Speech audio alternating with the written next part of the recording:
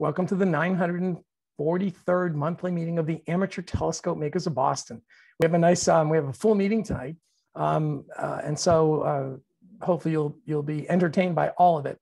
Our speakers tonight are Kelly Beatty, who's going to give us a short report on the Sky and Telescope's flight into annularity last month for the eclipse.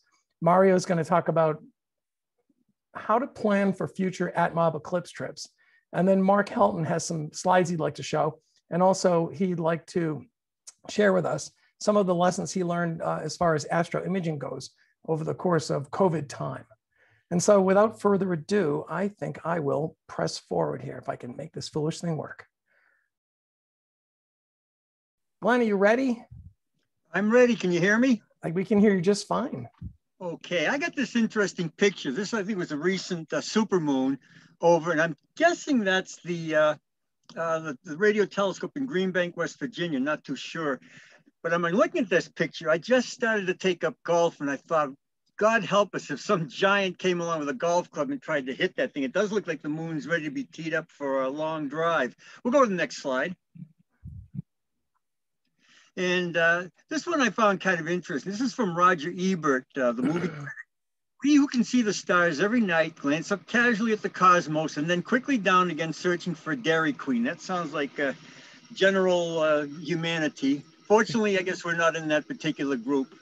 Next slide. I don't know, Dairy Queen is pretty good. Yeah, it is.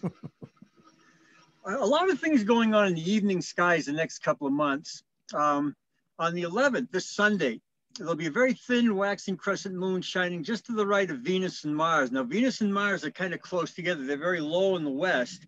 On the next day, the 12th, those two planets will be just a half a degree apart. So really, you can look at them on the 11th, 12th, and 13th. They're very low, so you're going to need a wide open horizon in the west to see that. They'd probably be best seen with binoculars, but that'll be a nice, interesting conjunction to look for. Saturn and Jupiter in the morning skies, or in the evening skies. This will be later on. And the moon's going to be full and then a waning gibbous for a couple of nights there. It'll pass Saturn and then Jupiter. And yeah, they are now moving into the evening sky. In fact, Saturn will be at opposition the 2nd of August. I keep thinking I'm so used to them being in the morning sky, and now they're moving into the evening, which will make it interesting for some late summer observing. And finally, in this particular one, on the 10th of August after sunset, Venus is going to pair up with a waxing crescent moon. Again, this is probably the most impressive of the planet moon lineups. Is always Venus, either in the morning sky or in the evening sky with a crescent moon. It's always a pretty naked eye sight. And I know we have some more. No, Glenn, before we move on to this, I just wanted to mention to folks that Venus is now, according to Sky Safari Pro, it's about 27 degrees away from the sun, which means it's a really nice target to shoot for in the daytime sky. You know, I'm a big advocate for observing things in the daytime. So with Venus 27 degrees away from the sun, there's really no fear of, sweeping the sun across your eyepiece, your field of view. So it's a nice opportunity to go out and practice finding Venus in the daylight. So give it a try, see what you can do. All right, onward. I see Kai just chimed in. Hope we get some clear skies. Kai, this whole thing is to tell you what you're going to miss for next month if this crummy weather keeps up. On August 12th, Perseid meteors will be at peak activity. There'll be a crescent moon that'll be setting early, so we're not going to have that problem with that. And the best time to see that is probably around, after midnight in the morning of the 12th. And Wednesday, August 18th, Mars and Mercury are going to be about 10 arc minutes apart, look very low. And I'm going to let you pick up again, Rich. This is probably one you'd want to check for in the daytime. It's going to be very, very low in the western sky at sunset, but I know this is probably one that you could check if you could make a daylight observation. So I'll let you, Rich, pick back up with that. Well, Mars is currently magnitude 1.8. So that would be a nice challenge to see if you could spot that in the daytime sky. And it's at 10 arc minutes. I mean, that's a third of the lunar diameter. And that's right as they're setting on that day. If you catch them a little bit earlier in the day, Glenn, your original slide said 7 arc minutes apart, but I moved it up to sunset almost, and they were about 10 arc minutes apart. But what it means is then in the daytime, you might even be able to go out and see Mercury and Mars in the same eyepiece field. Now, Mercury, are we talking Mercury here or Venus? It's Mercury, right? Mercury, yeah. Hold on, let me jump ahead here for a second. August, what day are we on? the 18th. Search for planets, Mercury. It's magnitude minus 0.5.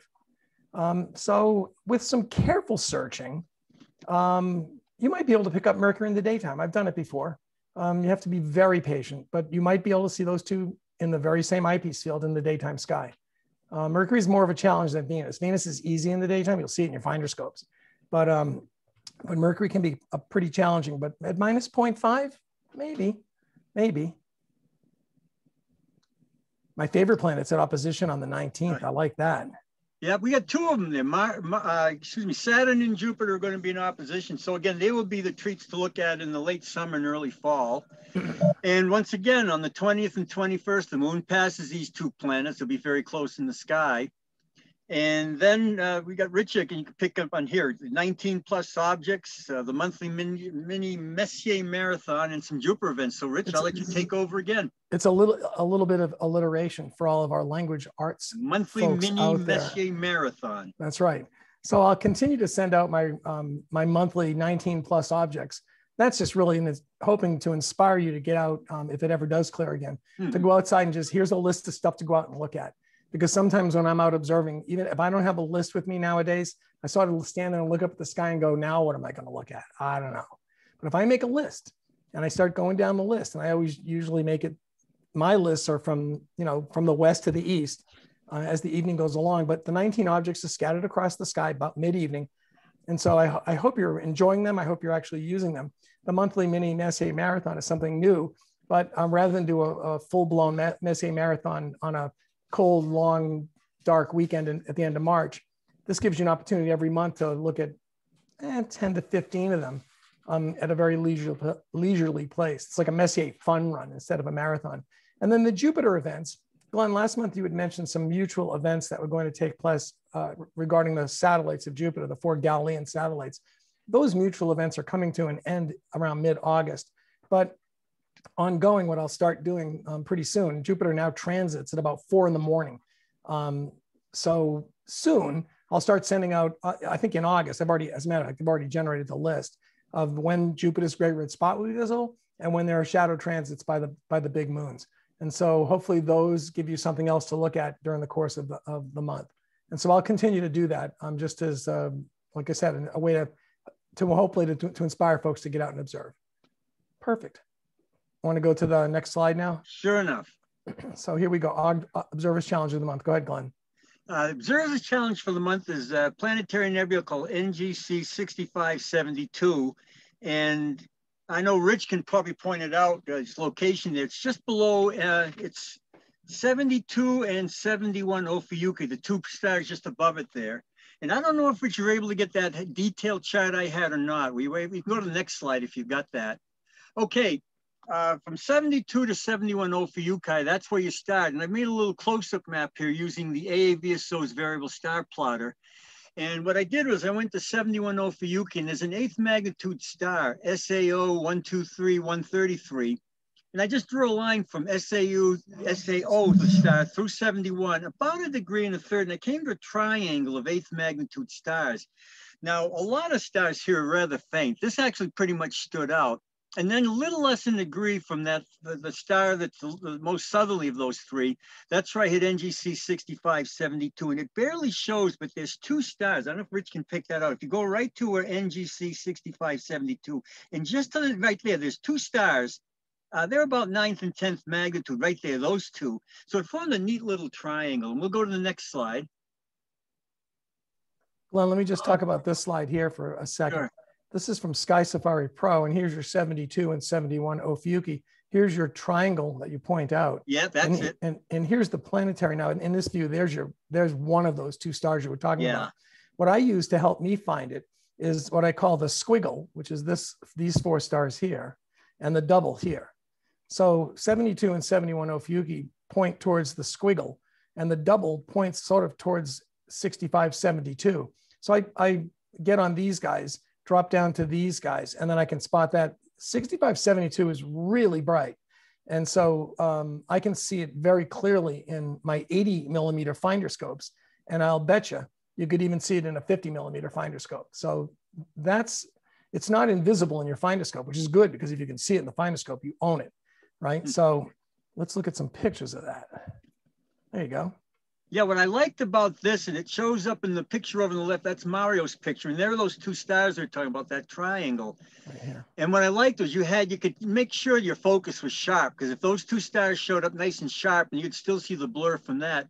And I think Mario mentioned this was a tough one for him because that planetary is so bright, it might have actually overexposed. And you do see a little bit of a couple of spikes there in that picture, but you notice that color, that bluish, light bluish color.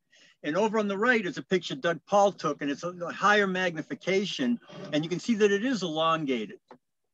And then in the next slide, when you look at this object, it'll be interesting. One of its nicknames is the Emerald Nebula.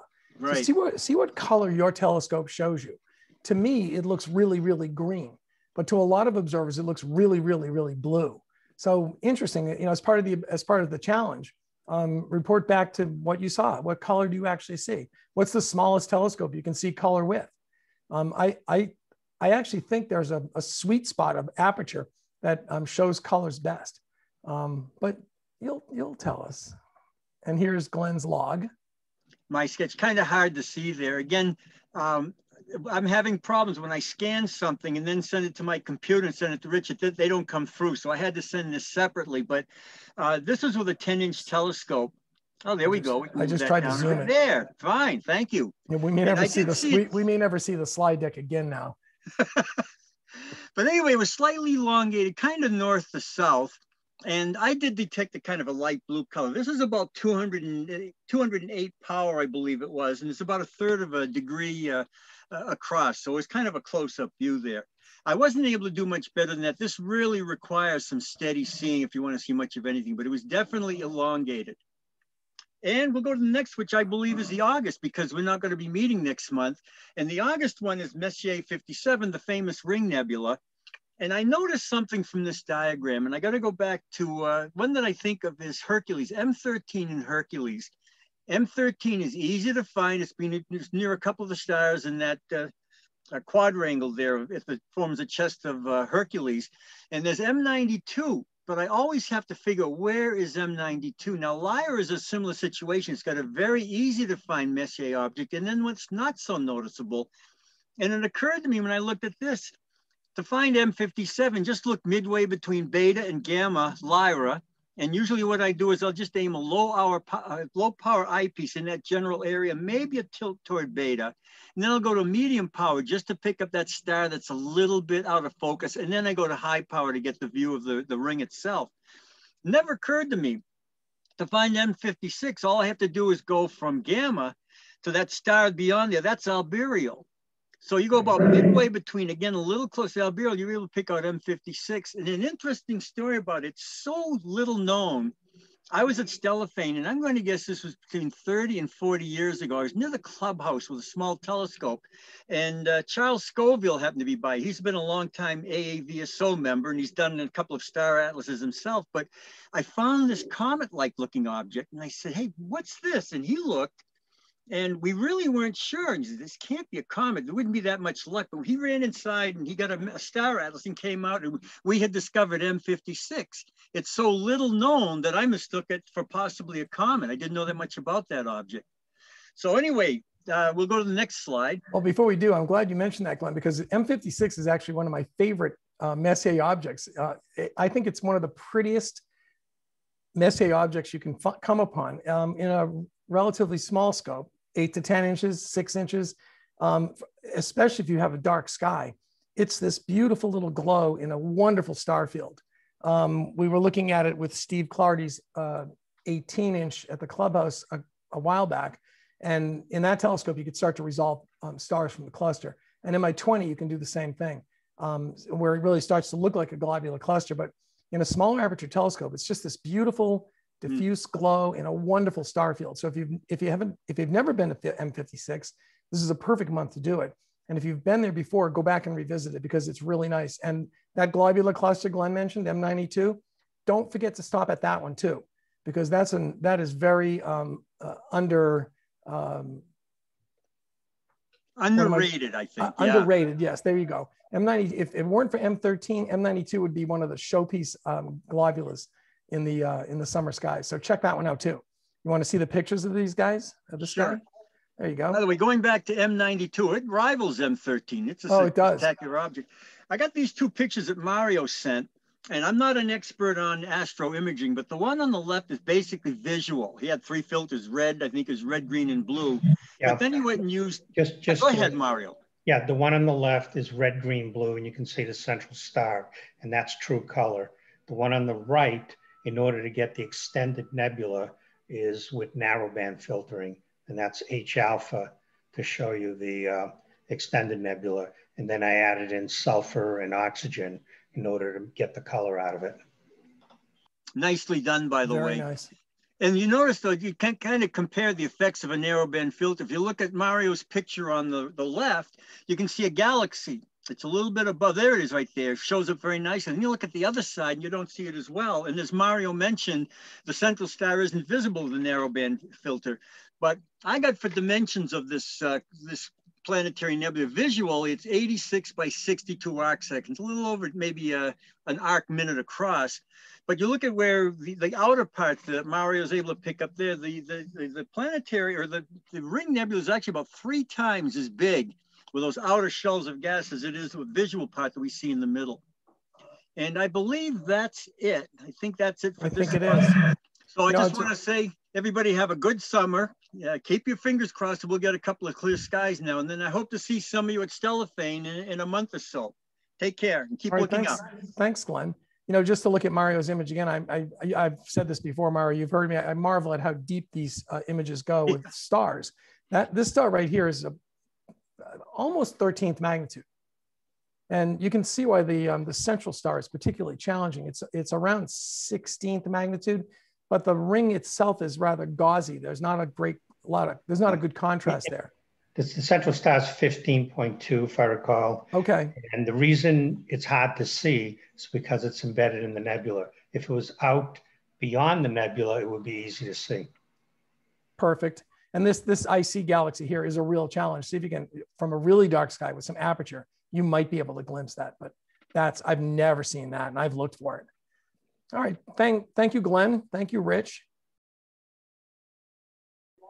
All right, so tonight's speakers, we have 3 speakers on hand tonight. This is the member night. It's pretty informal, but Kelly Beatty has offered to,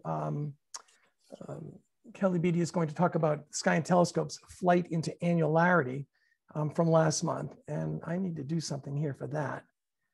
I need to find Kelly. I have to make you a host, Kelly. Where's Waldo? I know. Where's Waldo on this list? There. Oh, I just went by him. Hold on. So I am going to make you a co-host. Okay. And Mario Motta is going to talk about on the planning of future eclipse trips. So I'm going to find Mario. You're right here. Mario, I'm going to make you a co-host just in case you have anything you want to share. And Mark Helton, right here, I'm going to make you a co-host, so that you'll be able to share some things. And audience, I can interrupt Kelly anytime I want now. That's right. You have great power right now. You could end the whole slideshow if you want. You could end the meeting. I almost did that at the last July meeting. I almost hit the end meeting button in a sheer panic at how poorly the meeting was going. My first try at a Zoom meeting. I'm going to stop sharing now, and I'm going to turn it over to Kelly. And Kelly, you can share your screen if you'd like. I hope. I do too. Okay. And you know, I think it's great that you got the order this way because Mario can take some notes for when he gives his talk. That's right. All right. So, you know, I retired from Sky and Telescope 3.5 years ago, and most of what I still do for Sky and Tel is to coordinate its tours. We have really ramped up the number of tours that we do, not just to eclipses, but to astronomically interesting places like Hawaii and Australia and such. And so 2.5 years ago, I started talking with Glenn Schneider about doing something audacious, which is doing a plane flight to intercept this eclipse, annular eclipse that just took place a couple of weeks ago. So I'm gonna kind of do a quick review here. There may be a nugget or two here that you hadn't realized. We don't get eclipses of the sun or moon every month because the moon's orbit, shown here as lime green, is inclined about 5 degrees to the ecliptic. And it's only when the intersection of those two planes, the Earth's orbit and the moon's, line up with the sun, which occurs every 6 months, do we get a season of eclipses. And they can happen in pretty quick succession. This is kind of interesting. I mentioned the 6 months because we just had 2 eclipses, one of the moon and sun, and the next eclipses will be 6 months from now. In December, there'll be a total eclipse of the sun. And so when we get lunar eclipses when there's a full moon, and then 2 weeks later, we can have eclipses of the sun at new moon. And that's important right now and germane because there was a total eclipse of the moon back in May 26th, and 2 weeks later, at new moon, we had an eclipse of the sun. It's actually kind of unusual to have central eclipses, that is a total lunar eclipse and a central annular or total solar eclipse in succession like that, but so it is. And in this particular case of the past June, the moon went directly in front of the sun, but because it was near apogee, it appeared a little smaller in the sky, and therefore didn't quite cover the sun. And so you were left with a unblocked ring around the outside. And we can have a debate afterwards about whether ring of fire is an appropriate way to call it or not. There is a lot of heat and light about this on chat groups. So this eclipse, it's shown here by the gray band. It started at sunrise in southern Canada, south central Canada, crossed Hudson Bay, clipped the corner of Greenland, went over the North Pole, and then ended up in Siberia. And that was the area of annularity. And you can see these blue lines here show partial eclipses in 20% increments of magnitude. And Boston was right along the 80% diameter covered. Just, it's always confusing. The magnitude of the eclipse is the fraction of the sun's diameter that is covered by the moon. And the obscuration is the fraction of the sun's area that is covered. I tend to prefer obscuration because I think that it's a more honest representation of what's going on, but it's a subject for debate. Anyway, the point is that here in the Boston area, there was a pretty deep partial eclipse. This is the tail end of the track. And there's an abrupt straight line here because that's where the eclipse takes place, annularity takes place right at sunrise. And so we had pretty good opportunities up and down the eastern seaboard. Interestingly, the lunar eclipse in May was only visible on the west coast, and this partial eclipse of the sun was only visible on the east coast. So I guess we got even in some sense. And actually in Boston, I think you all might remember that the sun rose and the eclipse wasn't its maximum until afterwards. So this is a little stellarium plot showing the rising sun. Some of you I know went out to try to find this, and the maximum took place about 20 minutes or so after sunrise, high in the sky like that. And a bunch of you I know took pictures, so I picked on Sal, who had this beautiful shot with the clouds from Revere Beach. Sal, I think I remember seeing. Yes. Yeah, so now Revere Beach has another claim to fame, right? That's where Sal took his picture, and it was a very nice picture indeed. But here, you got my seagull. You got my seagull picture in there too. No, just this one, Sal. Sorry, and I know a bunch of other people took pictures too.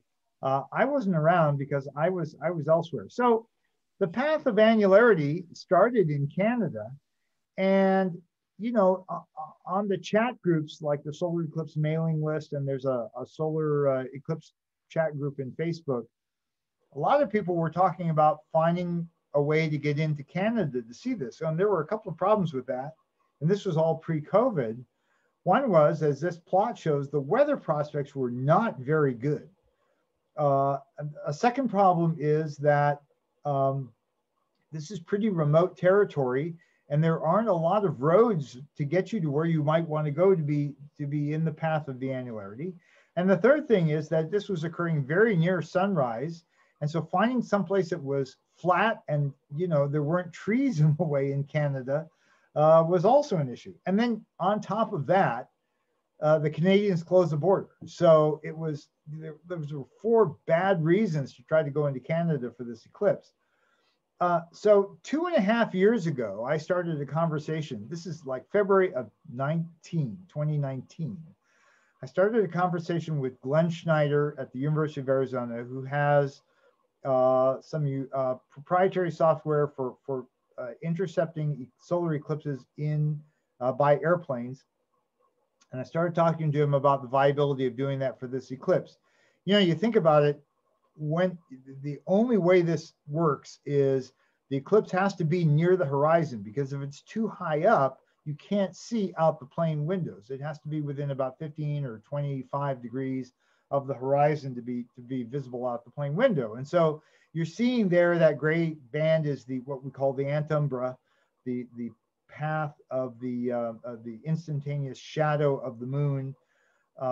And down here, down in the bottom, I don't know if you can see my cursor, but this is a plane flying toward the northwest at the right place at the right time to intercept that. Now, in Glenn's first presentation about this at a meeting in 2019, he imagined viewing the annularity right at the depressed solar horizon, which at a plane's altitude is depressed about 3.5 degrees. And so I started the conversation with him, and it seemed very viable. And so I reached out to, it looked like someplace around, Minneapolis, Detroit, Wisconsin, here in the US would be a good place to find a plane. And Delta has a huge hub in Minneapolis. And so I reached out to Delta. We came to terms on chartering one of their A319 aircraft, which is one of the smaller ones in their fleet. But because it's a hub, there were a lot of planes there. This is it in cross section. It's got 23 rows. Even though the row numbers go up to 33, they're really only 23 rows. And again, this was happening very close to sunrise. And so the wing tip became an issue that I'll talk about in just a moment. It would block the view of the sun from certain seats. So back in February, I arranged with Delta to go to Logan. This was, in the depth of quarantine and stuff. And they found a time when one of these A319s was laying over for a few hours, along with an A320 and an A321 as potential backup planes. And I literally went aboard with a camera and just took pictures of every row. And this is the kind of documentation that I get so that when people want to, make a reservation for a particular row, that they'll know what they're going to get. Now, because this was taking place at sunrise, we had to leave about 3 o'clock in the morning from Minneapolis. And I did not want to be herding cats at 3 in the morning. So this is a part of the Minneapolis airport. And down here in the lower right corner is an intercontinental hotel, which is physically connected to the airport, which made it very convenient. So we had everybody stay there the night before. We had dinner, and then at 2 in the morning, everyone came through a TSA gate. Just a little aside, Delta really went out of their way for us. The hotel has its own TSA gate, but it hadn't been open for 16 months. And miraculously, they pulled strings and they got that gate open for us so that we could literally walk straight into the terminal from the hotel. And this was us milling around before we got on the plane. This is me calling out everybody's name to make sure that everybody was there. As I said, it was not a situation where I wanted to have people still asleep. So we got on the plane, we took off, and these are some of the shots of people on the plane. We're flying in one direction, so everyone is only on one side of the plane. There were only about 35 people on the plane, only 1 or 2 people per row. And so these are some snapshots of the folks who came along. They had some pretty sophisticated camera gear, many of them. Some of them were trying to do it with their iPhone, like Bruce.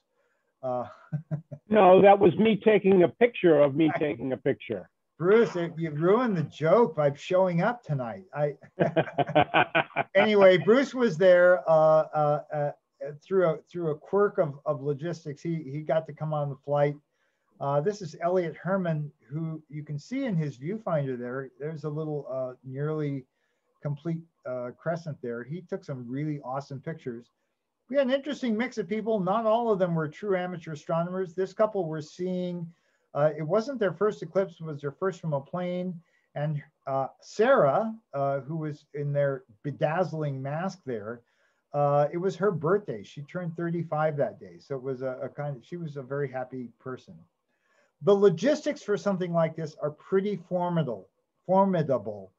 And so Glenn and I worked out a total of 6 different possible intercept tracks that you see on this, depending on whether the plane was late getting off, how far we could go. You know, when you're chartering a plane, time is money. And I had a maximum of 3 hours, not in the air, but from the time we left the gate until the time we returned. And so we ended up with this 3A right here was going to be our principal default. That would put the sun about 5 degrees above the apparent horizon, or about 1.5 degrees above the true horizon. But as I was talking to the pilots and beforehand, and they were getting pretty excited. By the way, Minneapolis is down here in the lower left corner, and so you see the routing. One of the complications we had is that we were over Canadian airspace, and so the Canadians did not want us to just fly any old route that we wanted to. They forced us into a kind of checkerboard of whole number latitude, longitude points. And you can see that the beginnings and ends of those lines are exact degrees, and that constrained us. But down here is this yellow dot, and I had that in my back pocket. I told the pilots, I said, you know, if we get off early and if the winds are favorable, let's start here, because the longer we're flying along this track, the more of the eclipse we can see, and in particular, we'd be able to see sunrise. So that's kind of what happened. This was our planned routing. And the name of the game here is what's happening at altitude is not what's happening on the ground. The tracks are different, especially near sunrise. It's a very oblique sun. So you notice right here, this yellow dot is our intercept point, and it's nowhere near the center line, but it's the center line at that altitude. So this was the kind of planning that went into this. And this is a capture from FlightAware of our actual track.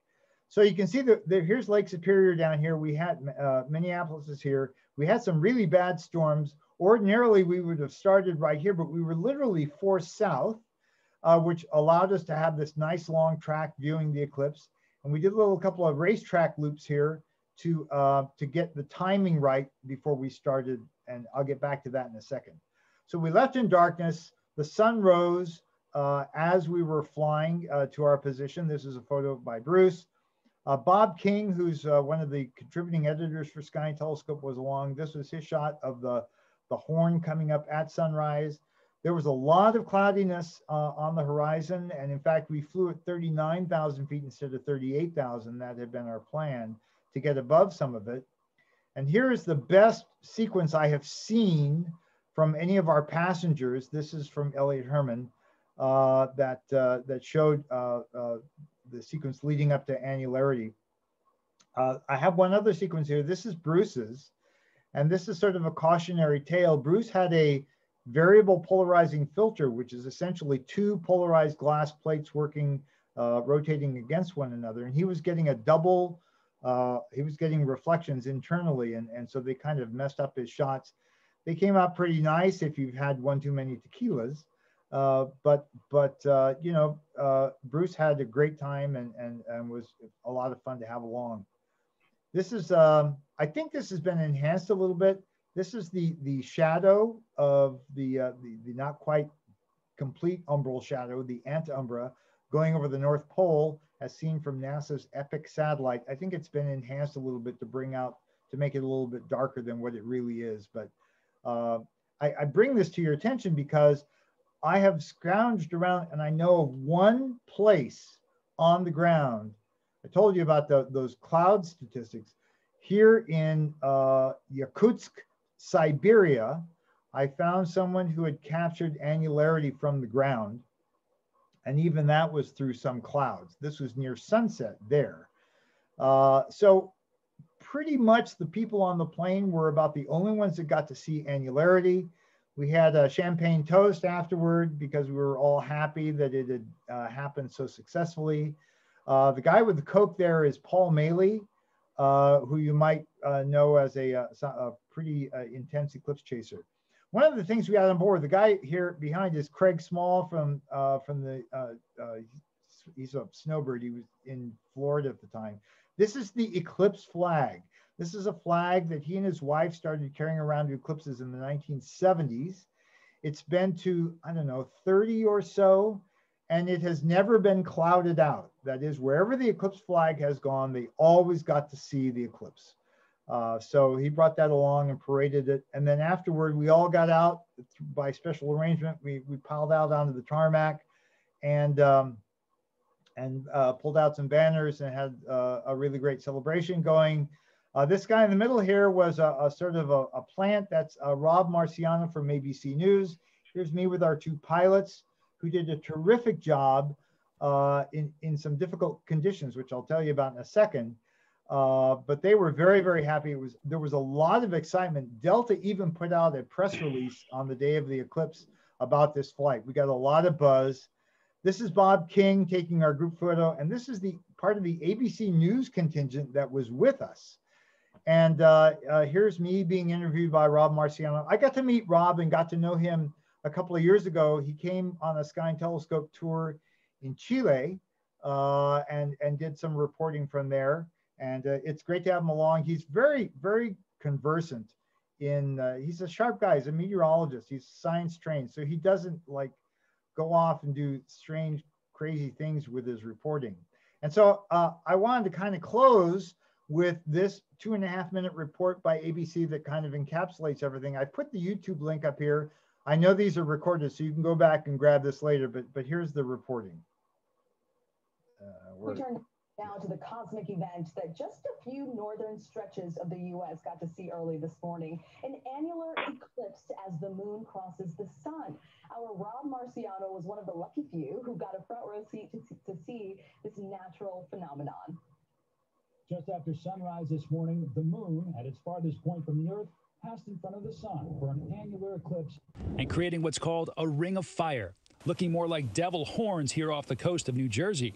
Up on Randall's Island in New York City, eager spectators woke up extra early to catch a glimpse. My mom works for NASA, so I've always been interested in astronomy, so I had to come see this. But what those areas saw was just a partial eclipse. The annular eclipse's path traveling through Ontario, across Greenland, and over the North Pole and Siberia. Here we go. So to get the full Ring of Fire experience, we flew on a special Sky and Telescope charter flight, dubbed Eclipse Air. For Sarah Zizi, she couldn't have asked for a better birthday present. This is my fourth eclipse. Your fourth eclipse? Yes. Ever seen an eclipse from an airplane? No, this is my first. And my first annular.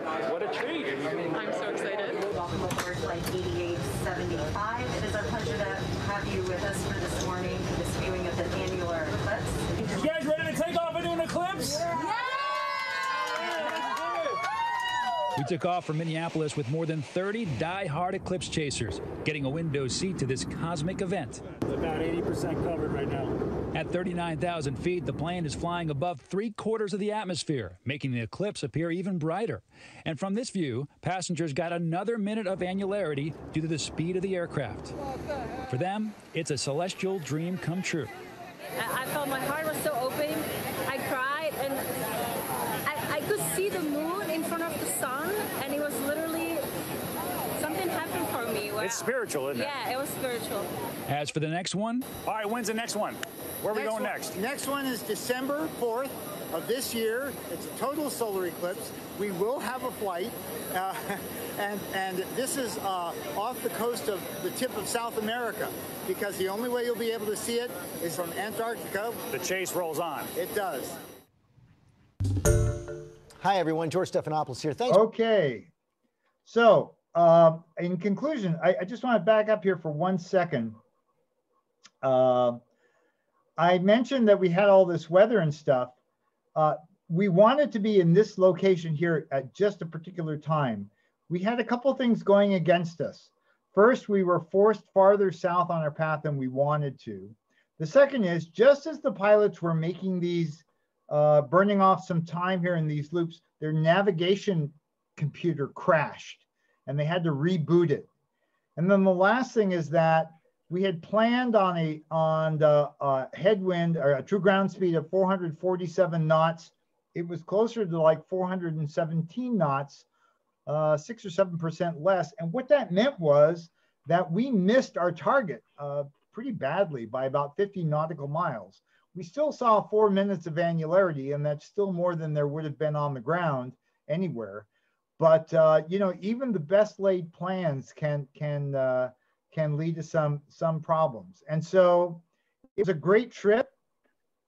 We had a whole bunch of people who were very, very happy. Jay Pasikoff, who many of you know, was among them. And planning these things is not for the faint of heart.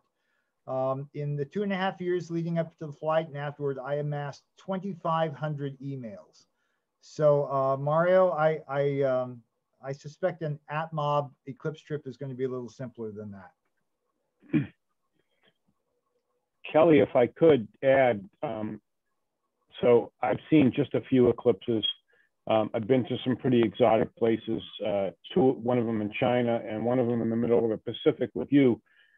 This was an extra special experience. And if anybody ever has an opportunity to see an eclipse from an airplane, it was just awesome. It really was. And on a charter flight, what I discovered on a charter flight is the flight attendants, the entire crew, they serve you. I mean, it was just amazing. The flight attendants were great. At the end of the flight, they have these really nice cookies that they give out on Delta airplanes, and there were 2 packages of about 18 packages of these nice sugar cookies. And the lady said, "This is a charter flight. You want one of these packages? Because you guys already paid for them." So my wife and I put that in the camper on our cross-country trip, and there's still about half of those left. So if anybody has an opportunity to do one of these air flights, really go do it. Yeah. So for the annularity, thanks for bringing that up, Bruce, because you know, it was close to the horizon, and we're used to the sun being dimmed a lot. And so I was cautioning people not to use the standard solar filter. But the thing I hadn't really anticipated is that we're above like 3/4 of the atmosphere. And so even during annularity, and even with the sun being that close to the horizon, it was dazzlingly bright, just amazing. And so to your point, Bruce, about being in the plane, if you ever get a chance to see totality from a plane, and not for nothing, but we've got a flight coming up this December, you pay some compromises in terms of being able to photograph it. But visually, because you are so high up in the atmosphere, the sky is darker, the contrast is greater, the corona extends further. You get to see the moon shadow overtaking the plane at supersonic speed on the ground. You actually see the shadow on the ground. Some of you have been to eclipses, and you're trying to make out whether the umbra is coming toward you from ground level. It's a no-brainer from on a plane, and it really is an extraordinary kind of experience. Yeah. And to add to what Kelly said, I had this variable filter, which I'll never use again, but it was 2 pieces of glass and they're polarized, and that's how you get the ND. And it went up to about ND 9.8. When that sun came up over the horizon, that filter was totally overwhelmed. And fortunately, I had 2 cameras, one with 100 to 400, and the other one with a 135 millimeter. And the 135 had the variable. I had to switch to the filter, to the camera with the beta filter as soon as the sun was up. It was just dazzlingly bright, really, really bright, like a welder's torch, I think. Which, yeah. So, and Kelly, where did the pilots get those ties? Did you ever figure that out? No, I don't. But you know, these guys, the pilot who's Art Smith, we've had some conversations about sort of the post-mortem and deconstructing the delays and stuff. And he thanked me for the flight. He said the flight of his career. These were all, everyone was scrambling to be at the front of the line, to be on the flight crew or among the flight attendants for this. It happens that way pretty much all the time. This is now the 5th flight that I've been involved with for an eclipse. The first time it's an annular, but they are pretty special. Yeah, that probably added to the experience, because the seniority in the flight crew, they have to actually bid to get the flight, and senior people get more points or whatever it is, whatever kind of scoring system. So we had a very senior, experienced flight crew all around. Yeah, one downside is there were no frequent flyer miles for this because it was a charter.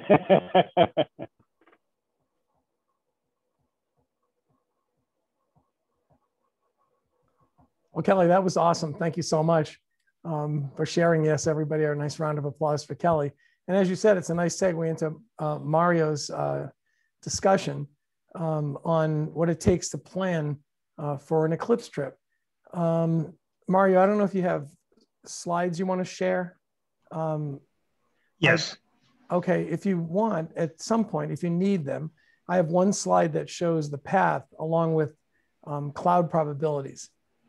Yeah, I've got all that. But okay, perfect. Then I'm going to. I got it on a PowerPoint, so just let me know when you want me to start. Go for it. You're all set. All right. So I got to share screen, right? Yep. All right. Can you see that? I can. Okay. Let me.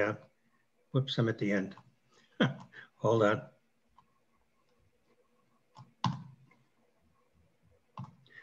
All right. So Kelly did a nice job, and sounds like a great trip. This is to prepare you for 2024. Hopefully a lot of you are going to go see the eclipse. As you can see, the eclipse path starts just north of Hawaii, crosses Mexico, Texas, center of the country, and then actually ends up here in northern New England. However, the weather forecasts vary tremendously over this path, from 95% chance of seeing it down here. You can see my arrow, right? Can you see my arrow? Yeah, okay. To about 50% over here, to about 10% in New England. So if you want to see the eclipse, you really kind of have to go south. You might get lucky in New England, but highly unlikely knowing being in New England that you're going to get to see anything except it getting dark. So this is the 2017 eclipse. It's my image. It's a stack of 6 images, and this is what you want. Annulars are nice. In fact, there's an annular in 2023 that I'll just mention. But to me, going to eclipse is to see the corona. Which you can't do, of course, during an annular, but I may go to the 2023 one anyways. Now, there are all different kinds of coronas. You don't want this corona, okay? You'll get very sick.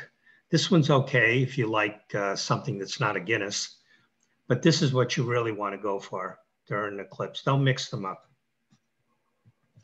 So the eclipse path is right across the entire country.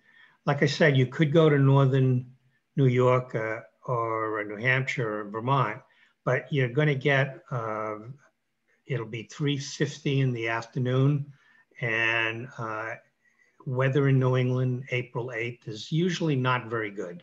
And the probability here is less than 10% chance of seeing it. It's about 30 to 40% across the middle of the country. 50% here, 95% here.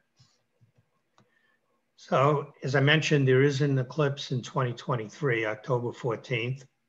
I'll be retired by then. So I'm thinking maybe I'm going to go to New Mexico area, visit some friends and some national parks.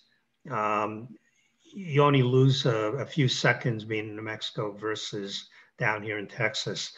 The center point is out in the Caribbean. So, but Texas is a good spot to see it. And the weather in October is generally pretty good. So anywhere along this line is a good chance to see the annular solar eclipse. And then of course, as Kelly just told you, 6 months later, you can have a different eclipse. This one will cross from Mazatlan, right across Texas, and up to where we just talked about. So here's the annular eclipse. Goes over right over Crater Lake, which would be an interesting place to see it. Very clear weather all along this path. Almost anywhere you want to set up would be fine, including down here in Texas. You'll be 4 minutes and 30 seconds of annularity down here. Up here, it's down to, you only lose about 15 seconds. So really anywhere along that line is worth looking for. Like I said, I'm probably going to go to New Mexico myself. And here's the 2024 eclipse, April 8th. Again, crosses Mazatlan, goes right over a couple of cities in Mexico. In Texas, where I think most people should go, if you don't want to leave the country, be right between San Antonio and Austin, 2 good jump-off spots. They have airports, easy to get to, easy highway access, and then just go west a little bit to the center line. And in the very center point, you got 4 minutes and 25 seconds here, which is only 2 seconds less than the absolute center point. Eileen found a nice place which you could probably go to, and I'll mention that in a moment. Good hunting, Eileen. That's centered right there, and it's only 5 seconds off the center line. So you'd have 4 minutes and 20 seconds of eclipse in a very nice place. You wouldn't need to rent buses to get around, and you'd have a meeting hall. So I scoped that out, Eileen, and I think it's a fabulous place for the ATMs to go. If you don't want to do that, another possibility is base yourself in Dallas up here. And the reason for that is the weather prospects are about the same from here all the way up through Arkansas. Then they start deteriorating rapidly. So if you base yourself in Dallas and you want to move, you could go south, you could go north, depending on the weather prospects. So that's another strategy you can follow. Again, Dallas would be a good jump off spot. I personally, if I was going to Texas, I'd go right here. I really would avoid the Northeast, unfortunately. Here is the details for the Northeast. It'll be 3 minutes and 35 seconds through New York, 3 minutes, 30 seconds up in northern Vermont. But the weather is pretty poor. You don't get much better going further south along the northern tier here. Much different down south. Mazatlan is right near the center line. Where I'm going to be is just south of that. And the central part of Mexico could be good. I wouldn't advise it due to the fact that there are cartels in Mexico.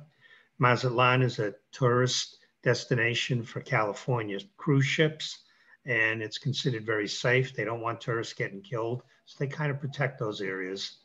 Center of Mexico, not so much. I wouldn't go there. Not if you want to be perfectly safe. Texas should be fine, and unless they pass that gun law up there, who knows. But Austin and San Antonio are right on the edge of the eclipse path, and the center line right here, where Kerrville is, would be an excellent place to view the eclipse. And as you can see, 4 minutes, 25 seconds right along this area. So here are the weather prospects. Not so good up here. If you can see the cloud fraction on the right, okay, you might have to move your, depending on, like on my screen, I had to move you guys over a bit, but this is 90% chance of cloud cover. This color here is 80% chance. So you got about a 10, 15% chance at most of seeing it anywhere along here. Plus, it'll be low in the sky. So the odds that you're going to catch a clear spot are negligible to practically none. You might get lucky. Most likely you won't. Most of the country is 60 to 70% from Indiana all the way up to New York. It really only turns to 50% clear starting in Arkansas where that green is. And it's that way all the way down through to Austin. Now, this is tricky because out here, where the eclipse unfortunately is partial, you have an excellent chance of seeing the sun. Over here, not so much. Austin's right in between, but what that means is sometimes the clouds cover like this, and sometimes the clouds are down here. And Austin and San Antonio, well, west of that in Kerrville, is calculated to be about 50–55% chance of being clear. So, although I think this is an excellent place to be, you probably should have transportation and be ready to move south or north along the highway system. Down in Mazatlan, 95% chance of clear weather. Here's the highway map system. So here's San Antonio, here's Austin. Kerrville is right here, where right on the center line. And being there, you can see you've got a fairly good highway system. So you could run north on 281, go to a center point. I mean, there are many roads that crisscross, but these are the main highways, and then get off where it's clear. You can go to 35, go north. There'll probably be, you know, about a couple of million cars trying to do the same thing if the highways, if it's cloudy down here. Or you can, from Kerrville, go south and go down to this area here. And right along the border, there is a highway that straddles the center line. So those are the kind of options you have. I still think the best starting point is in Kerrville. Here are the local circumstances for Kerrville. You can see it's just off the center point, but you're only losing 1 3/4 of a second from being here from the center point. And rather than being in the local brush, you can be in a nice hotel. The first contact is 12:15. Second contact is 1:32. And third contact is 1:36. So early afternoon, nice and high in the sky, good weather prospects, nice place to stay at. You can fly if you don't want to drive from Boston and bring heavy equipment. You could fly into Austin or San Antonio, but as in past eclipses, rental cars are going to go fast. If that's what you're going to do, you should reserve a year in advance and get the rental car 1 year in advance. I think the earliest you can do it is 11 months. But I would do that if that's what you're planning, or drive down. Again, this is a good spot to do it. So here is Inn of the Hills. Credit goes to Eileen for finding this one and pointing it out to me.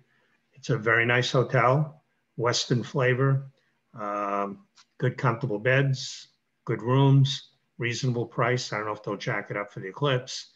And it has meeting halls. So you could have a meeting the night before and the night after, as we've always done. Usually, if you bring a large enough crowd, they'll either give you the reading hall or make it a nominal cost. And the only cost basically would be for a small fee to use the conference center and maybe some video equipment and a microphone. And if you want to bring in some food, you could do that as well. Again, decide how much you want to spend. The nice thing about this is I think all you have to do is notify them. Say you're going to bring, say, 100 people. You want 100 rooms or 50 rooms. Pick a number. Talk to them and see if they'll let you use the conference center or how much more it would cost to use the conference center. You wouldn't have to collect money for the rooms. You just reserve the block, and then let the ATMs know this is where you're going to reserve, put your deposit down. I would do that no later than this summer. Once eclipse trips have become the hot item for the last 10, 15 years. So there are a lot of people running to the center line of eclipse. This place is going to go fast, I think, because it is ideally located. I've looked up and down the line. There are some other hotels along the center line.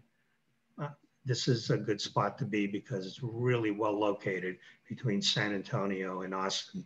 So if the club wants to I mean, the reason why I'm not going with you guys is I got an offer from Jay Pasikoff at Mazatlan, and I just couldn't turn that down. Second reason, I'm a trustee at the AMA, and this eclipse is the day after the meeting, which I obligated to go to. I'm going to work it out so I can leave one day early. So I'm going to be flying from Chicago to Mazatlan on Saturday. The eclipse is Monday. Give me one day to play with my equipment and then see the eclipse. If it wasn't, so I wouldn't, even if I was going to you guys, I wouldn't be able to come down. I'd have to fly down. So there are a number of reasons why I just can't do this one. Bernie decided he is going to go with his buddies from Poland, and that's why he's not going to be there as well. So if you're interested, I'm more than happy to give plenty of advice. I'm sure Kelly would volunteer that as well for the eclipse and the setup and all the logistics that are needed. But basically, you just have to make a decision. Does the club want to do this or not? Someone asked the center how, reserve for 3 months so that we can reserve rooms. Then just make an announcement, say anyone wants to go, put a deposit down at the hotel, and then just decide if you want to collect $25, $50 for the conference center and some food for the meeting before and after. That's not a lot of money. I think it's an easy trip to plan. The second consideration would be is if instead of everyone renting cars or driving down, if you want to rent some buses, spread over 100 people, it's not a lot of money. You don't want the buses filled because you got equipment. So typically for a 40-seat bus, you want to have 30 people max. 50-seat bus, those are the two standard sizes. You want to have 40. So 2 to 3 buses would be what would be needed, and the driver. And you're going to end up paying for them whether you use them or not. So if it's bright and sunny and clear, you will complain that you just wasted $50 a person. If it's cloudy, that'll be the best investment you ever made. So that's really the only expenses you got other than getting there, which you can either drive or fly. And again, that's the path of the eclipse. I think Kerrville is a good spot. I think that particular hotel would be ideal. If not, I can help you find some others, but Eileen did a great job in finding that one. I've scoped it out. I would pick that spot if I was going to Texas. So I'll stop there and answer any questions.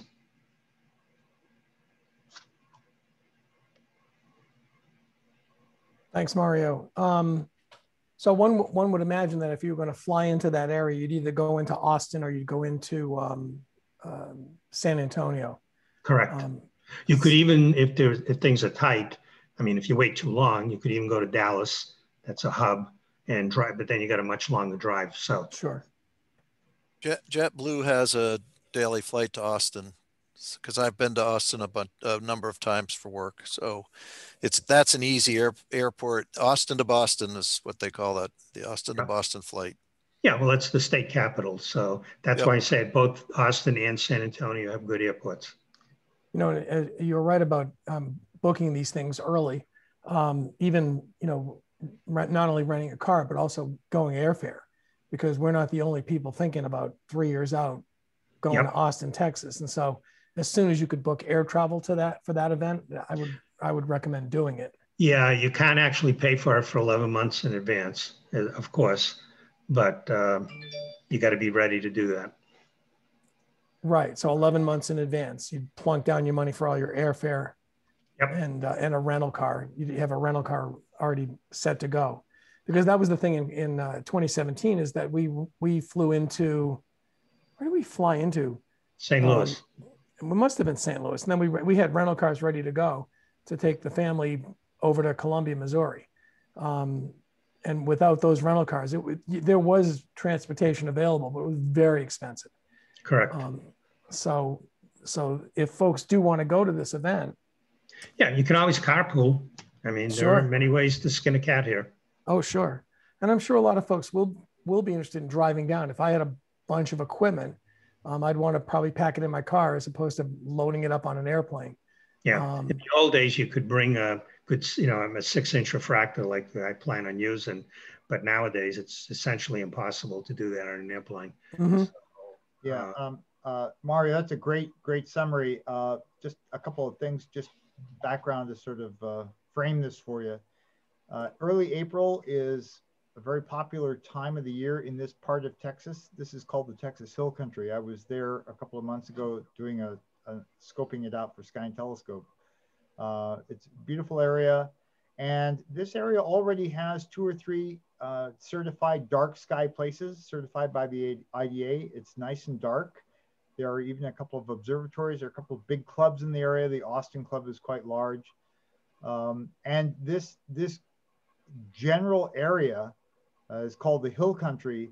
They are fully aware that this eclipse is coming. They have a kind of loose confederation called the Hill Country Alliance, and they've had meetings every quarter for like the last year. I've been participating in them, giving them a little, insight and stuff. And they know the eclipse is coming. So the nice thing about this particular place, the Inn of the Hills, it's an independent, and so you'll probably not have to have like big corporate Marriott kind of restrictions. A lot of hotels wouldn't let you book more than a year in advance. I would suggest that if this is the place you want to go, that you book it soon, because there will be a lot of competition. Mario, you showed a lot of maps from Michael Zeiler. He's a great guy. One of the things he did for the 2017 eclipse was create a map showing how far people had to drive from various metropolitan centers, like think Denver and Houston and so forth, to get into the path of totality. And if you think about that location in Texas, all the people from Denver and Arizona are going to be heading there. Houston's going to be heading there. And so it's going to be a fairly popular place, especially because the path of annularity crosses that same region. There'll be some synergy there. Yep. So I wouldn't wait long to lock something up. And I'd actually argue against getting buses, because if it's cloudy on eclipse day and you decide you want to scramble, you're going to have a consensus before you know which way to take the bus. Whereas if you've got individual cars, you can go wherever you want. Yeah, that's true. I mean, in the past, like we did in Missouri, we just had a meeting the night before, studied the weather forecast, and then made a decision where we went, and we chose well. But someone's going to have to take that responsibility, obviously. Yeah, I mean, it's plus minus whether you want to get a bus. The plus is you get everyone in one bus, you can get them all to one spot that you want to go to. The minus is exactly what you said. There may be disagreements as to where you go or how far you want to go. Right. So, there's another point too, which is there's a lot to see in this area besides where you're at. These towns are small. You're probably, I have not been to this particular place, but it's probably relatively isolated in the sense that, you'll probably end up having to eat there unless you have wheels to go someplace else. If you're all transported there by bus, then you're stuck. Yep, no question. That's why you're going to make a decision whether you're going to drive down or rent a car for an extended period of time.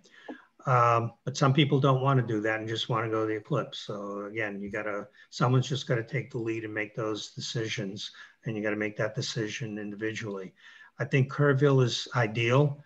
Texas is a very big state, so even if you don't get that one, but I think it's an ideal spot, what Eileen found. And again, it's not a chain, as Kelly just said. Basically, this place just rents for weddings, apparently. But the eclipse is on a Monday. Most weddings going to be on the weekend. So I think that shouldn't be an issue. But if that gets tied up, just, download Google Earth and download 2024 eclipse overlay and put it on, and you can literally go city by city all along the eclipse path in Texas. And if you zoom in enough, you'll see locations of other hotels to find. So I think this is a good place to start. If for some reason it's already taken, which I would find hard to believe at this point, but as Kelly said, eclipse scientific voyeurism has become a big business. and lots of people are going to go to this. Yeah, I bet it's gone already, but you should try calling them and see, because, and find out how far in advance you can make the reservations or the get a block, because it usually these places are going to go pretty quick, and this one's in the United States, unlike, being in other parts of the world where, things are a little bit more tougher to organize in a lot of ways. I think I'd second Kelly's recommendation of not bothering with the bus, because in Missouri, that's one of the things that cause a lot of headaches for us, in sort of reorganizing and replanning all the food stuff, and making sure people had the things they needed to be able to eat, drink, go to the bathroom, and stuff like that. So those kind of logistics, when you're going sort of to arbitrary places where you don't know where you're going to end up, make things a lot more difficult. And so, the negative with having people use their cars, obviously, is you're going to load the roads more, right? So if there's a lot of people moving, now you've got 30, 40 vehicles moving instead of 2 or 3 buses, but also people can go whenever they want. They, maybe stay back or do a different route than you might do. So I'd probably recommend, as Kelly said, if you're going to be in the path of totality, where the hotel is, I'd probably skip the buses and just say to people, because people are going to need rental cars to probably get there anyway. And so, or bring their own vehicle. And so they have the flexibility to go wherever they think. And, so still the night before, you can make some plans to say, hey, let's try to go here or there, to scout out some potential locations as to where you might head based on the weather prospects. Yeah, the only thing is there may be some older people like Fred Ward and others who don't want to drive, but you could just rent a smaller bus for that small crowd. You really got to put out a feeler and make it a firm deadline and say, we need to know by this date. And if you don't answer, we're moving on without you. You got to do that. Yeah, I think your first order of business is calling this place and finding out if they're taken or not. And Bernie, you're absolutely right. The competition is not the other astronomy clubs in the U.S. It's the Japanese, the Chinese, the Germans, the UK. The flip side is that because it's in the US and fairly easy for any of us to get to the path of totality and know what we're doing once we land in Austin or San Antonio, I think you should just make sure that there is a will to have a group, as opposed to just letting people get to it's $300 to fly to Austin and you rent a car and you're in totality. And so you need to make sure that there is a group willingness, if you will. Yeah, you could look. Austin and San Antonio are big cities. There are hundreds of hotels in both cities. As the extreme fallback option, you just stop at any one of those hotels or motels and drive out at 6 in the morning and plant the spot somewhere along the center line. But having said that, there really is something to getting the group together, having some camaraderie the night before, and just rolling out of bed and being right on the grounds of where you're going to see the eclipse. So it's still ideal if you can get that spot. If not, Texas is a big state. There are other places along the center line that you can pick, either north or south of there. And you just got to make a decision, but you got to move fast. You can't wait till next year. One other thing you can explore, Eileen or whoever ends up doing this, is, as I said, Austin's got a big astronomy club. They probably have a dark sky observing site nicely placed in the path, because they'll be going toward the northwest from Austin to observe in this hill country. And maybe you coattail on them and join their club and go to wherever they are going. They've obviously done, they're local, and they've done a lot of the legwork for you. That's a good point. I'd be willing to bet that it's already booked. I'm already getting emails about booking a hotel for the 2027 in Egypt. So there's a lot of people who notice that that's right on the center line. So if anybody's going to do it, I would say tomorrow.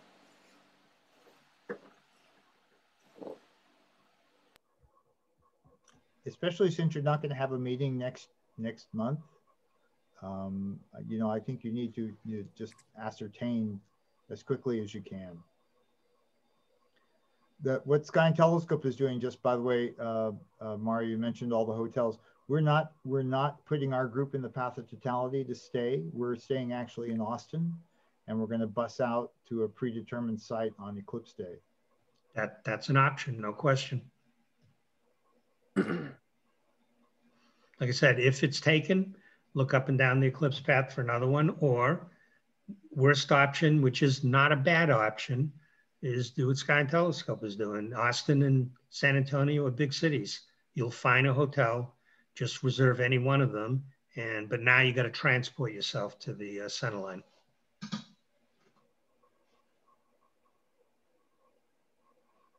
All right.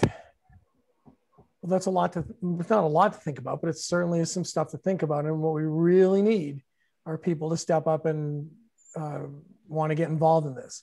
Like Maria and Bernie said, they're not going to be able to do this one. And so if we're going to plan a trip, we really need to start now. And we need to have people who are interested in getting the thing going and carrying it through to the end. Does that, I'm happy to be a resource. I appreciate that, Mario. I really do. And yeah, I'm also on the American Astronomical Society's Eclipse Task Force. So I have, we're meeting monthly already to prepare for this, by the way. And it's 3 years away. Well, think about the crowds tomorrow afternoon. Think about the crowds that poured into even just little old Marion, Illinois. That's where we wound up looking at the 2017 eclipse. And getting there wasn't half the battle. It was getting back home. It took, 9 hours to get from Marion, Illinois back to Columbia, Missouri, because the traffic was it gridlocked the instant totality was over. Well, everyone in Missouri that was in the center of Missouri went there. Mm-hmm. That's right. And that's what you're going to see in Texas. You're right. And just forget about the international groups. It's the people that are within a day's drive of that are going to flood that eclipse path. Yeah. Houston has 7 million people. A good fraction of them will be on the roads. That's right. Absolutely correct. So that's why I personally would rather stay at the hotel right in the center line. So you don't have to worry about any of that. That would certainly be ideal. Well,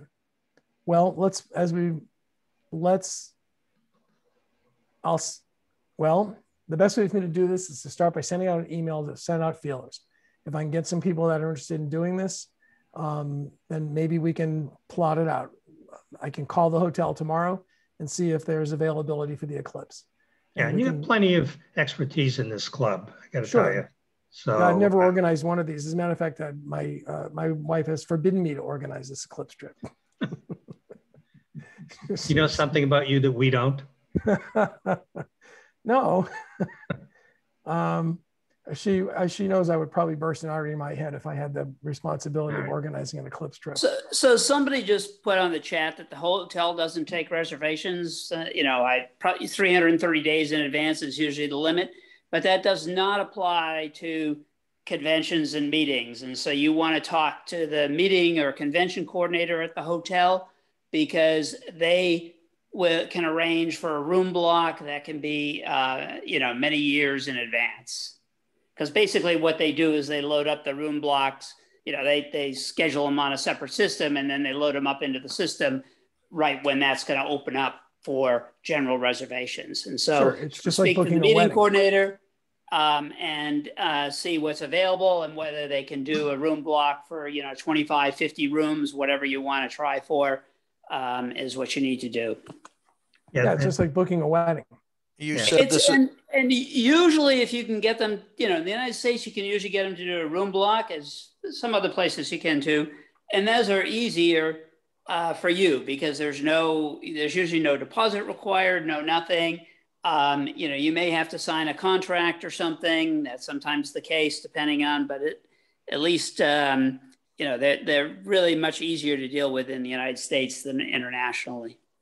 Bernie, you're sounding an awful lot like someone who ought to be running this. Well, I've done it several times already, so, but no, I don't really have an interest in doing it. You said this is on a Monday? Correct. The eclipse. So that means that you would be bringing people in on Sunday, potentially Saturday, which is I wouldn't. Sunday's too late. No. I'm talking about getting people the rooms for 2 days. Oh, yeah. Yes. Okay. At least a night before. I would book from Saturday on. Right. Because you want to set up your equipment, make sure everything is working and all that kind of stuff. There are many gremlins that can occur at the last minute. Kelly had a birthday on his plane, so I'm wondering how many eclipse weddings. Exactly. There may well be some, and that's the problem with booking too many days ahead, is that you're going into that wedding weekend, and that's again why you want to start early. Most people won't plan their weddings 3-4 years out, right? It's pretty unlikely that that's the case. So I'm not worried about weddings today. I'm worried about eclipse people booking this place, and they probably already booked it. Well, it's worth a phone call. I'll call them tomorrow. Yeah, I'm not planning on booking or organizing. So. Yeah, we have to find some folks that are able to do that. And Mario, like you said, this isn't really a difficult one to organize. It's just really setting everything in place. Just pick a place and let it happen. Get a room block. Yep. That's the minimum you got to do. And if people can figure out their own way there and back. Well, that's it. And that's the deal. And like you said, mobility is the key. You're right. Thinking back to 2017, our primary and secondary locations had weather prospects that were just awful. And so there was no real contingency to go east, right? From Columbia. We traveled southeast and wound up in Marion, Illinois, and got to see the eclipse. Yeah, because the pre-forecasts were better weather going west. That's right. Of course, as you'd imagine, the prevailing westerlies carrying, So our primary site was in the center of Missouri, secondary site northwest, tertiary site was in Nebraska. And the weather prospects were increasingly better, but all three of them were rained out. That's right. That's right. So it was a very successful eclipse trip. It was fabulous.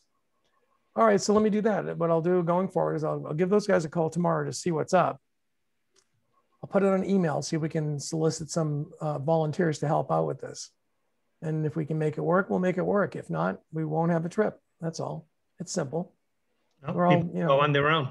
Well, that's what I was going to say. Texas is a big state and has lots of hotels. You're absolutely right. That eclipse path, it touches San Antonio, Austin, Waco's on the center line or close to it, and Dallas Fort Worth. yes, I know there'll be tens of millions of people will congregate in Texas, but if you can book rooms early and you've got your own transportation because you were smart enough to get a rental, you could do it on your own. It doesn't matter. It doesn't have to be a group. But in all honesty, I mean, I know there's an eclipse in Spain in 2026 and there's one in Egypt in 2027. But if you want to stay on the continental United States, we're running out of eclipses. You've got one up in Alaska in 2044, and you've got a big one coming up along pretty much the same path in 2045. I'll be 91 years old, God willing, and I don't even think the people in the home will let me go outside to look at an eclipse, let alone travel to one. You know, it's that's it. You know, astronomy can be a pretty humbling hobby to get involved in because you can look far back and far forward and see, you know, gosh, wait till 2079. There's a sunrise eclipse in Boston. I'm gonna have to miss that one. So let's leave it at that. Mario, I appreciate Kelly. Thank you for your report on the flight to annularity. Mario, thank you, and Bernie, thank you for your input. We'll know in a month or two if we're going to make this work. Mark, it's 10 o'clock. Do you want to do your thing, or do you want to hold off to another day? I can do this in about 5 minutes. All right. Why don't we? If you want me to wait, I can wait. It's up to you. It's up to you. Short and to the point. You know, let's get it done. I have speakers booked all the way through December. Okay. I feel kind of like the act that goes on after the Beatles on the Ed Sullivan Show right now, but that's okay. It's Topo Gigio. Let me share my screen here. Hang on a second. Share screen. Okay, here we go. And share. Can you see that? Yes, we can. All right, so this was the morning of the partial eclipse. So while Kelly was flying high above Canada, I was on Pavilion Beach right across from Plum Island. That's Plum Island right across here. And we were at low tide, which was kind of nice for photography. I got down there at about 4:50 in the morning, I think, and the sun just started to come up. Hang on a second. Let me get my cursor over here. The sun did eventually come up above the clouds. The reason I'm wearing all of that is not because of COVID, but the no-see-ums were brutal. There was no breeze or very little breeze. That is an Sony A7 camera with a 100 to 400 millimeter lens. That has my solar filter on it, the white light filter. But I also had a 24 millimeter to 105 that I used. Thank you, Kelly, and a few other people for reminding me that I did have a variable ND filter. I am a professional television cameraman, so I should have remembered that, but I didn't realize you could shoot the sun with a variable ND, and it worked beautifully. So this photo was taken with the 24 to 105 with the variable ND. And I love this. I actually love this eclipse. Yeah, almost not every variable filter stops infrared or ultraviolet. Okay. Okay, but I'm not sure if this one does or doesn't, but I wasn't looking through the viewfinder to shoot these. So yeah, I just want to make sure you understand that. Yep. So yeah, it did. It finally popped up above the clouds, and I was able to get a few shots off like this. This looks very similar to Sal's photo. And then I switched over to the 100 to 400, and I'm still shooting through a lot of clouds here, but I actually found this to be more interesting than I was at the 2017 eclipse in a little town in Tennessee. And I found this one to be really cool. I don't know why.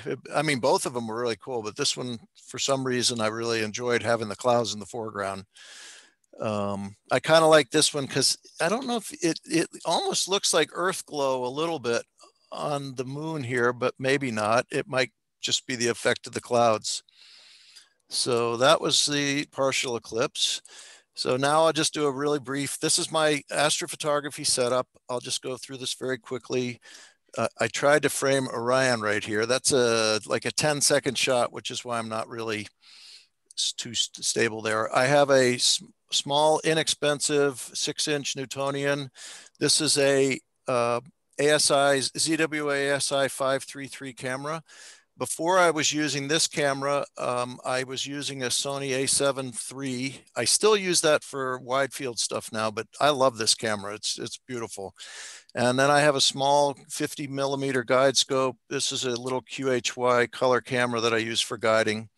And then I have 3 cables that go inside. These 3 cables are on 65-foot USBs that go into my house. I decided I haven't gone wireless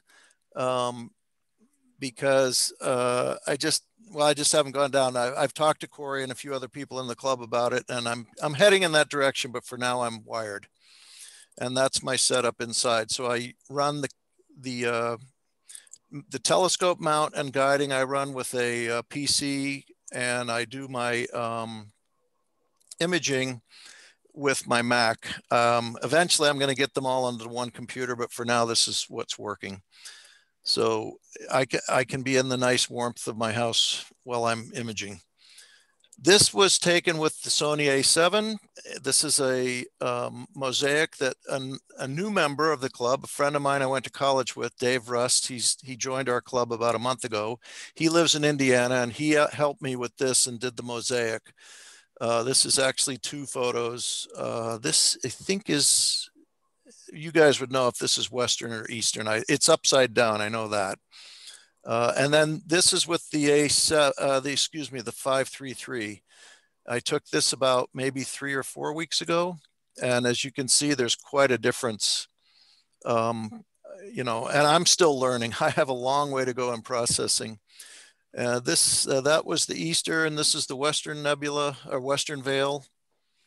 You can see I have some problems with collimation, which I'm still working on. I'm a work in progress, but the pandemic has given me the chance to take the time to really, you know, learn.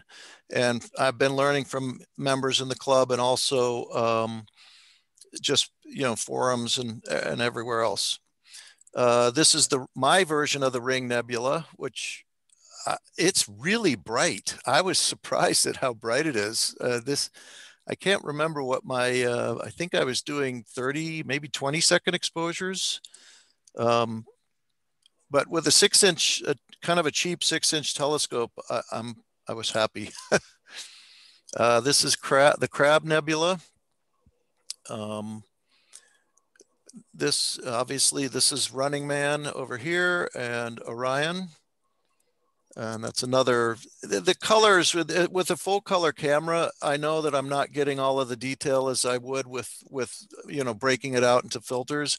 I think down the road I'll head in that direction, but for now I'm happy with the one color camera. But I know the difference between the big boys and me is doing multiple, you know, using the multiple filters. This I took last week. This is the Elephant Trunk Nebula. Again, color it's hard to gauge. I'm still learning that part. The bubble, this one this is actually only about 10 shots stacked. I didn't have, it was a very cloudy, partly cloudy night. So this obviously Flame Nebula and Horsehead. This one, that's cool. There's so much more information in these pictures.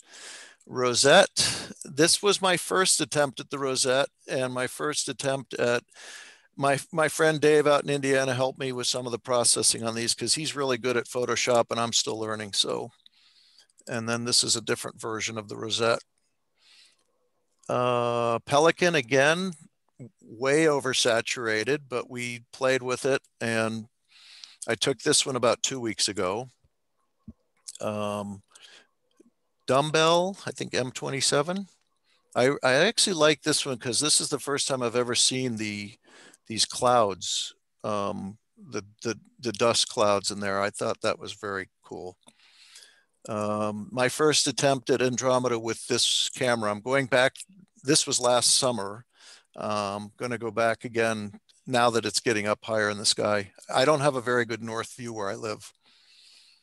Sombrero, M101, which is really dim. This one's not as easy to get as I thought it would be because it's a big galaxy, but it's actually very dim.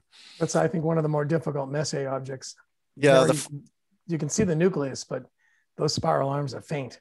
Yeah, and that's why there's a lot of grain in this, because some of these I'm with the limited processing that I have and the limited, you can see this streaking. I ended up getting rid of the streaking. I figured out what was causing that streaking. And so those streaks are now gone in most of my photos. This was early on. That was another thing I was learning. I was learning all about, how to process. Like I said, Chris, Corey, Al, all helped with that. So thank you. This is some of the stuff that you deal with imaging. This is a screenshot. So this is a satellite right here going through M51. And this plane, I don't think I identified this one that night, but you'll see in other photos. I'm on the flight path for Logan, so I occasionally will get a plane. You wouldn't think that you'd get the planes flying through, but they come through. So that's M51A. I'm not sure if the orientation is correct. I'm still learning that as well. And then this is an alien planet that was in front of that. It just came into my shot one day. No, it's not. This is what happens when you don't put tape around your USB cable and the cable is glowing, and the telescope is pointed straight up and your cable is on the driveway. And the glow of the cable, I'm looking at this, I'm going, I went outside because I thought sometimes I'm shooting the roof where I live, and sometimes and I'm like, no, there's nothing in the sky. And so what came in front of but it wasn't, it was reflected off the mirror. I kind of like this photo. I think it's kind of, psychedelic. So Needle, this is the Needle galaxy. I only have a few more here. Sunflower. These were taken, these galaxies I took with I have a triad, OPT triad filter, which is a nebula. So but it's interesting because it really brought out the nebulosity in the arms, which I thought was very cool. Star forming regions. Mancarian's chain, I think this is M86 here, I think. Either this is 86 or this. I have to look it again. I'm just amazed at, I'm looking at galaxies that are, 55 million light years away. And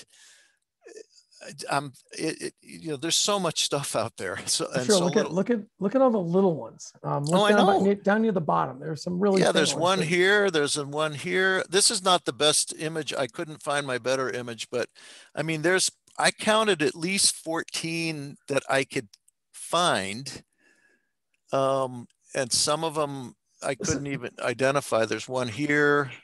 Some of those little ones might be in the background at like 200 million or 400 million, just way out. This is the field of view that Roger Ivester sometimes mentions in his blog, where you can see 9 galaxies in the same eyepiece field. The 4 bright ones here, the one in between M86, just below in this image, right in between M86 and 84, there's a little galaxy. There are right 3 here. more. Yep, and there are 3 more bright ones that are smiling at you just below that. Yeah, right. These. So you've got the 4, the 5, 6, 7, 8, and the one above here is the 9th one. And I think these two are interacting, as I've read. Yeah, those are the eyes. I think these are interacting galaxies. So these are all, and actually one of these galaxies is traveling towards us faster than anything else in the universe, I think is what I read, that it's coming. Obviously we're never going to see it, but it's heading our direction and it's heading here very quickly. So I'm not sure which one of them it was. It might be 86. Technically the Milky Way is falling into that, not the other way around. Okay. Like I said, every time I stop and think of what I'm actually looking at, that I'm looking back in time, and I just find that amazing.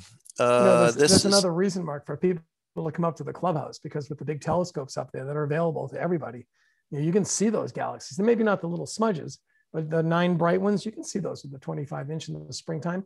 Those galaxies are well placed in the springtime evening skies. So this is M3. I also have the one that you really like. I did take a picture of that, but I have to go through and recatalog my photos. This is Bode's M81 and M82. I love Bode. I think Bode's is probably my favorite galaxy. I just think it's beautiful, and, and these two galaxies together, because they're relatively close to us. This is also Bode's with that filter, so you can see a lot more of the nebulosity in the galaxy. I like the ionized hydrogen pink clouds. Yeah, that's pretty cool. Yeah, you could see that in the sunflower as well. Mm. This is the one. Let's see. This was last month's challenge. Oh, sure. This is NGC 5746. I didn't realize it's what, 96 million light years away. Something like that. I think pretty it was far 90. Away. I think it was 96. Yes. Yeah, I think that's really cool.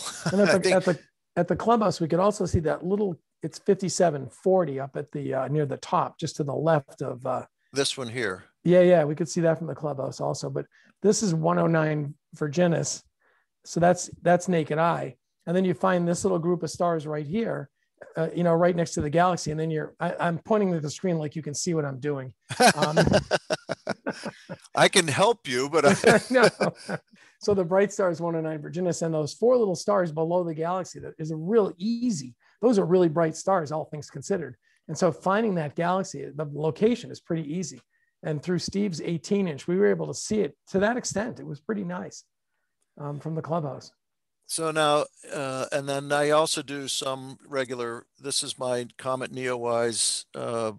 I went down the same, this is actually a little beach that's not far up from, this is on Great Neck in Ipswich, and this is Plum Island over here.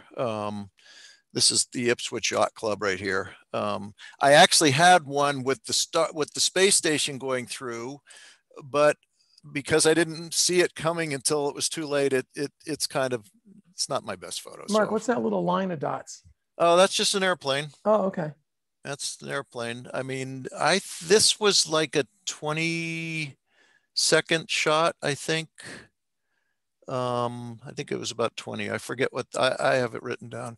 Now, this was one of the other observers challenges from back over the last summer. And I forget these 2 galaxies that we were supposed to find, or one of them. And I don't think these are the ones I was supposed to find, but this is actually a private jet. And I identified the jet. I think it took off from Logan and was flying to Europe. It was a Gulfstream 650. Because I'm a geek and I have the apps, flight radar and all of that. So I like to try to identify what's going through my photos. But this is the first time I've done a long exposure image where I actually got the tail light from the plane lighting up the tail. Like a flash. Yeah, that's actually the tail of the jet. And it's not a big, they're big jets, but they're not like a, commercial jet. I just thought that was the coolest. And the fact that I forget, again, this is a screenshot, so I forget what these 2 galaxies are, but it looks like if it was an observer's challenge, they're 147 and 185. I think it was 185 is what I was looking for. Yeah, that's a bugger to find. But these are the kinds of things that when you're imaging, okay, so, and speaking of, this is the conjunction of Jupiter and Saturn, and it was really, really low in the sky. This is an Air France plane that had just taken off from Logan. It was an Air France 777, and it was heading to Paris from Logan that photobombed me. But I was able to get the conjunction. I actually have some video of this as well. Not the best image, but considering how low in the sky it was, I was amazed I was able to get this much. So, and I just had clouds clear in time, and then they clouded right back over. This is Jupiter. I think this is Saturn and this is Mercury. When they were all together, this was after the conjunction, I think, when Saturn, I might have that backwards. This could be Saturn and that's Mercury, but I just kind of like this picture. I know they're hard to see, but, and then I also do white light solar imaging. And Rich was the one that pointed out this sunspot from last week. This is with my A7 again, with the 100 to 400 and the white solar filter. And then that's just zoomed in. I would really love to get a solar telescope because I love those photos with the Lunt ones.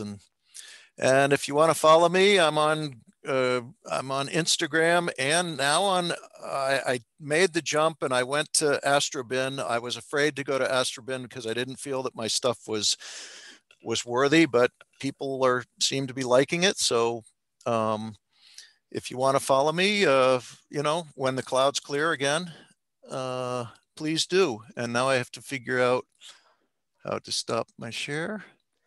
Well, so thank you, Mark. I want to thank everybody in the club who's been helping me, because I mean, I've been into astronomy my entire life, and it's only been in the last like 4 years that I started to seriously get into the astro imaging, and I am in love with it. And my friend Dave out in Indiana is totally hooked now. I started him in the hobby back in, I think he started getting into it back in July. And he now is talking to his wife about building an observatory after he retires. So, I mean, he has just gone hog wild. He joined our club. So even though he's in Indiana, he wanted to join the club, and he's been very, very helpful in helping me process some of the photos. He's been teaching me a lot about that. I think eventually I will switch over to things like Pix Insight or something like that. But for now, I'm using Nebulosity 4 to stack, and I'm using Photoshop to process. And then I tried the new ASI Studio, but for some reason, they have a stacking software in their studio now. And it was working for a while, and it was working beautifully. I didn't have to do some of the steps that I have to do in Nebulosity, but for some reason it's crashing my computer, and I'm talking to ZWO about that. But and I would like to say a plug for Pix Insight, steep learning curve, but it'll serve you the rest of your life, and you get free updates forever.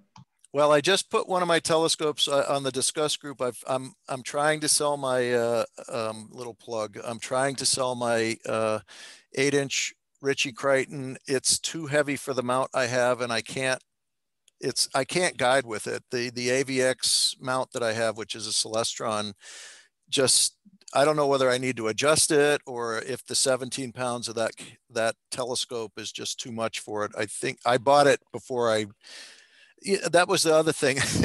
The learning curve is, I have and I'm sure there's many of us in the club who have this, a box full of stuff that I probably should never have bought. But you learn, you live it. It's the same in television. I've been a television cameraman for 44 years. If you watched the Pops the other night, you were watching my stuff. And I have a shelf full of television equipment that most of it I've used at least once. So yeah, but I am in love with the hobby. And I would like to actually start some form of a discussion group within the club for anybody who wants to, to help each other do astrophotography, or people who are interested in astrophotography, because there's so much knowledge in this club. And I think if we got together and shared it in a separate forum, maybe from the main meetings, I've talked to Rich and a few other people about getting something started just to, further this part of the hobby. I know there's a lot of visual observers, and I do that too. I was going to say about the eclipse, I had 4 cameras going at the 2017 eclipse. I had a GoPro doing a time lapse. I had 2 cameras that were tracking the eclipse, and I had a 360 camera just to do the overall scene. And I was also doing Facebook Lives on my cell phone to my friends. And in hindsight, I think I would love to go to Texas. I'm going to take one camera with me. I'm going to put it on tracking. Maybe at totality, I will take the cap off and get a shot, but the next one I'm just going to watch. I mean, there was a couple lying on the grass next to me, you know, and just looking up for the 3.5 minutes or 2.5 minutes that we had. And I looked over at them at one point. I'm like, next time. I mean, I love getting the shot, but there are some times when the moment is so much more important. The moment right here, you know. But it was still fun, and I did get a nice shot, so I can't complain. For me, I was just doing cell phone pictures through the eyepiece for 2017, and even just that, I wish I'd spent more time looking at it than messing around with the phone. Well, anyway, thank you for letting me share. And Mark, thank you. And you know, you bring up a really good point. I'm a visual guy. I don't know if I'll ever go down that rabbit hole of astro imaging. And a lot of people probably want to get involved in astro imaging. And here's the good news. We have a lot of expertise in the club, and a lot of people are willing to help out. And like you said, Mark, a nice little side forum, maybe meeting once a month or every 2 weeks or whatever, would be a way to at least, introduce folks to astro imaging. You and others like you in the club. I've seen how your stuff has evolved over the last 1.5 years. It's amazing. And here's the best news. You don't have to drop a ton of money to become an astro imager, because we have the Toomey Observatory and we have the MAO Observatory. Those belong to the club members, right? Those are there for us to use. All you have to do is know how to do it. And that's what a forum for introduction to astro imaging, maybe bring people out to the Toomey, or, program time on the MAO telescope to get their feet wet, to show them what they have to do. At least get them data. Won't cost them anything to get data. And then separately, the other learning curve is what to do with it. Like, what do you do after you've collected your images? But there's a huge number of club members that are really good at that. And I'd like to see the club get more involved in that. I think, like I said, I'm a visual guy. I don't know if I'll ever actually have a ZWO camera down the hall. Well, it's interesting. I mean, I love listening to Glenn when he's talking about, chasing stars and stuff like that. And I will say that I still go out, even though I'm sitting in here at like my little control center, when the bugs aren't out, or the skunk isn't bothering me, or the coyote that ran up the driveway the other night, when that's not happening, I go out and I just look up and try to figure out, okay, where were you just looking? Because, when you're using the go-to systems, you tend to, I tend to go out and look at where the telescope is pointed, and then go out and I look at the actual sky, because I am trying to learn, even though I've been doing this. I'm not like some of the people in the club who just can, the stars are their map. And so I'm trying to learn that as well. Awesome. Hey, listen, hold that thought for 1 second. Yep. No, thank you. I think the Zoom VHS cassette is almost full. So I'm going to go back to my screen share, and I'm going to close out the meeting so that we can chat for a little while. Oh, there was what I was going, was that, where's my, yeah, those are the maps I had just in case we needed them. So our next monthly meeting will be on Thursday, September 9th at 8:00 p.m. I'll open the doors at 7:45. The next ATMoB board meeting will be on Thursday, September 23rd at 8:00. And I'll send everybody invitations a few days early. And I hope to see everybody there. And so watch your emails, watch the event calendar to see what's coming up as far as activities at the clubhouse. I'll keep you guys informed as far as the CFA goes. And I just wish you guys nothing but health and happiness throughout this cloudy summer. And I'm going to officially end the meeting there.